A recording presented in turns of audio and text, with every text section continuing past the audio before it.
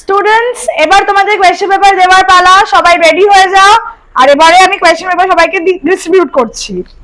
এনাও তোমার question paper, এনাও question paper. Thank you ma'am. হ্যাঁ, ভালো করে দেখে সবাই 15 মিনিটস রিডিং টাইম, ভালো করে পড়ে উত্তর দেবে, ঠিক আছে? কেউ জলদি করবে না।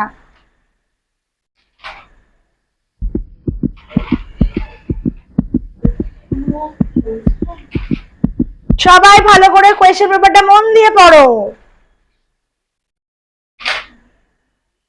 And students, all the best for your exam.